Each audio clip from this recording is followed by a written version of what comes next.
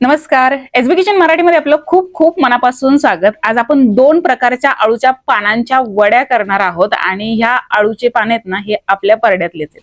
तर मी दोन प्रकारचे घेतलेत, खवखवणारे आणि बिना खवखवणारे.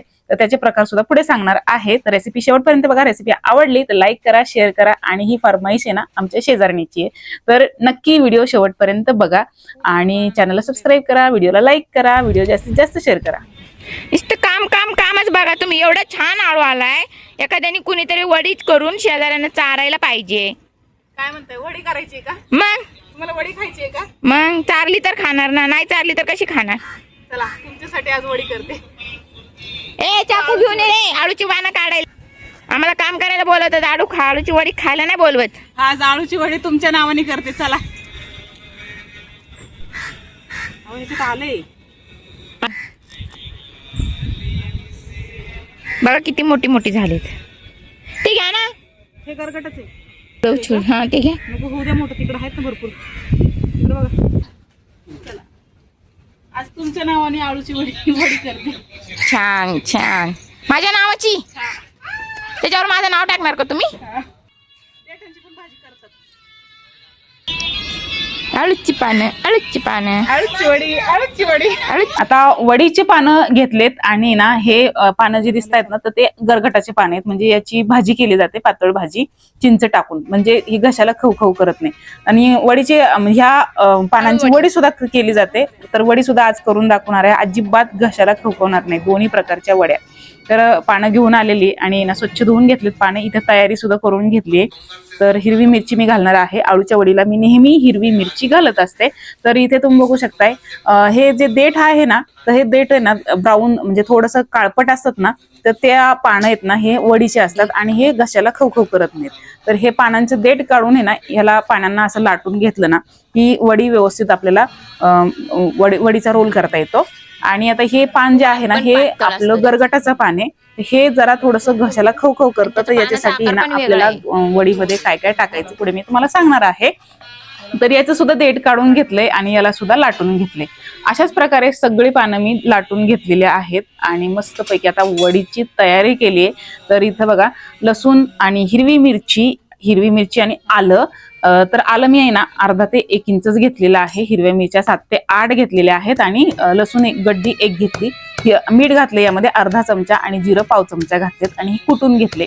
मस्तपैकी खलबत्त्यामध्ये कुटून घ्यायचं, म्हणजे ना वडी चवीला एकदम भारी बनते. आणि इथे तुम्ही बघू शकताय चिंच आहे ना ही म्हणजे 2 लिंबाच्या आकारा एवढी मी चिंच घेतलेली आहे. थोडीशी जास्त घ्यायची. आणि गूळ सुद्धा यामध्ये घातलाय. 2 चमचे गूळ घातलेला आहे.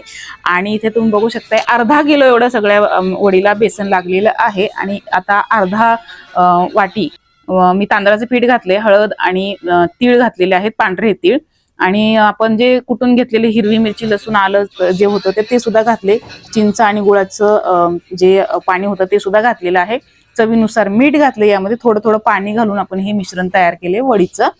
आणि आता यामध्ये आपल्याला घालायची कोथिंबीर. तर थोडंसं बेसन कमी पडलं होतं म्हणून मी बेसन घातले आणि बेसन वाढवल्यामुळे ना मी थोडंसं यामध्ये लाल तिखट घातलेलं आहे आणि कोथिंबीर घातली. चव सुद्धा आहे ना, चव घेऊन मी इथं मिठाचं बॅलन्स केलेलं आहे. तर आता पानं घेतलेत आणि आधी आता खवखवणाऱ्या पानाचं रोल करून घेणार आहे.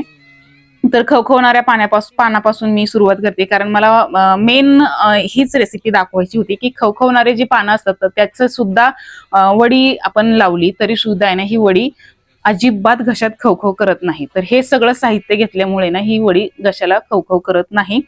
मूळ साहित्य त्यामधलं काय आहे ते यामध्ये ना लिंबू किंवा चिंच अवश्य वापरायचं आणि गूळ हे सुद्धा अवश्य वापरायचं, म्हणजे वडी घशाला खवखव करत नाही. तर इथे तुम्ही बघू शकताय मी पानावरती पानं आहेत ना एक म्हणजे सरळ पान ठेवलं की परत दुसरं उलटं पान ठेवायचं आणि असं रोल आपण करून घेणार आहोत. मस्त बेसन सगळ्या पानांना लावलेलं आहे, बेसनची लेअर लावलेली आहे आणि हे असं रोल आपण बांधून घेतलंय. आता दुसरे सुद्धा पानं मी हे करून म्हणजे रोल करून घेतलेला आहे, जे खवखव करत नाही. जे आळूच्या वडीची पानं असतात ते सुद्धा रोल करून घेतलाय. तर टोटल 2 रोल झालेत मोठे मोठे आणि एक छोटा रोल झाला होता. तर तो छोटा रोल मी पुष्करला देणार आहे, म्हणजे आमच्या शेजारच्या मुलाला. तर मस्तपैकी आपण इथं स्टीम करायला ठेवलेला आहे कुकरमध्ये, इडलीच्या कुकरमध्ये. तर सुरुवातीचे 5 मिनिटं आहे ना मी मीडियम फ्लेमवरती याला उकडलेलं आहे, म्हणजे वाफवलेलं आहे. आणि बाकीचे मग 15 मिनिटं लो फ्लेमवरती कुकर आपण वाफवून घेतलेला आहे वडीचा. आणि वडी मस्तपैकी अशी आहे ना एकसारख्या आकारामध्ये कापून ही गरम तेलामध्ये, मस्त कडकडीत गरम तेलामध्ये घालायची आणि गॅस कमी करून घ्यायचा. आधी तेल चांगलं कडकडीत गरम करायचं आणि थोडासा गॅस कमी करायचा, म्हणजे मीडियम टू लो फ्लेमवरती आपल्याला ही वडी तळून घ्यावी लागते, म्हणजे एकसारख्या रंगावरती वडी चांगली तळली जाते. तर तुम्ही बघू शकताय वडीला आहे ना कधी पण घातल्याच्या नंतर, तेलात घातल्याच्या नंतर ना फेस येतो, तर फेस कमी होऊस तोपर्यंत आपल्याला या वडीला व्यवस्थित असं लो टू मीडियम फ्लेम अशी करत चांगलं तळून घ्यायचंय. तर वडी तळून झालेली आहे एकसारख्या रंगावरती, काढून घेऊया आणि तेल चांगलं निथळून घ्यायचंय. तेल निथळण्यासाठी मी इथे झाऱ्यावरती दुसरीकडे सुद्धा ठेवलेला आहे. मस्तपैकी आपली आळूची वडी बनवून तयार झाली, मस्त खमंग कुरकुरीत आणि आंबट तिखट गोड चवीची ही आळूची वडी बनवून तयार झालेली आहे. नक्की ट्राय करा, अजिबात ही वडी घशामध्ये खवखव करत नाही. तुम्ही सुद्धा करून बघा. रेसिपी आवडली तर लाईक करा, शेअर करा आणि इंस्टाग्राम आणि फेसबुक वरती फॉलो करा. चला तर मग भेटूया नेक्स्ट रेसिपीमध्ये. तोपर्यंत धन्यवाद.